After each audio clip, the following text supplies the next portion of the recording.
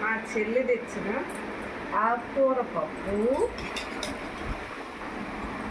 Okay, ఇప్పుడు ఇదేదో నా కొడుకు తయారు చేసి పెట్టాడు. అసలు ప్లాస్టిక్ ఒడ్డులో వేయకూడదు అని చెప్పాను. ఫస్ట్ అయితే అందులో కొంచెం నెయ్యి వేసుకున్నాము. నెయ్యి పేరిందనమాట. ఎట్లా వస్తుంది పేరింది? కరగబెట్టింటే ఒక్కరో బాగుండు. అట్టే కూడా వేసుకోకూడదు, కరిగితే బాగుంటుంది. కరగబెడితే నాకు ఇట్లా ఇష్టం. మామూలుగా అది వేడిగా ఉంది కదా అన్నము, అన్నం మీద వేస్తాం. అన్నం వేడిగా ఉంది కాబట్టి నేను నంచుకుంటా, నేను కలుపుకోను. ఆహా, చాలు. ఓకే,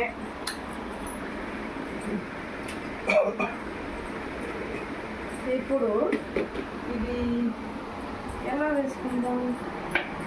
గంటుతుంది. ఇది మా అబ్బాయి తయారు చేశాడు.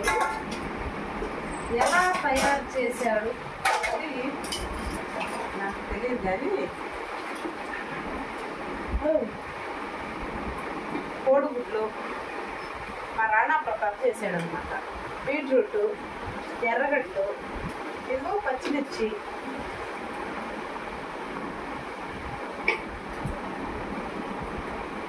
పచ్చిమిర్చి అయితే ఓకే,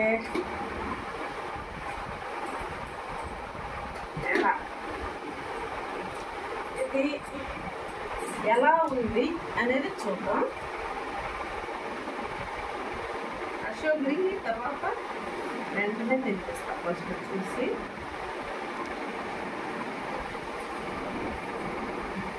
ఓం నమః శివాయ.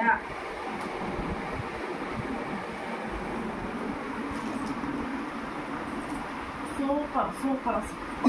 చూడు నంచుకుంటున్నా.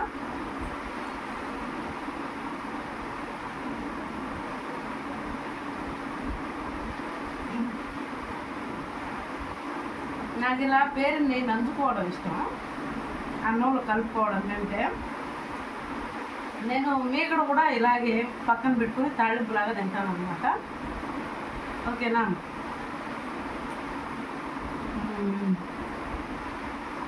అలాగే వెన్న కూడా.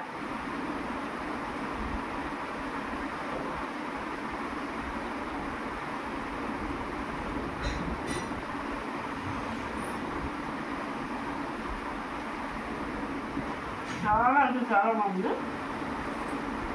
మిరపకాయ తిన్నాం ఎలా ఉందో.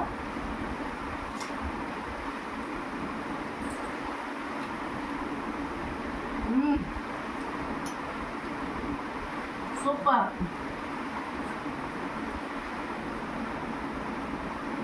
ఇప్పుడు బీట్రూట్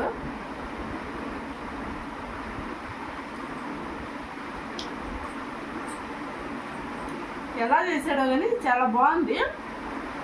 వాడి దగ్గర చేపించి మీకు రెసిపీ పెట్టేస్తాను. ఓకేనా?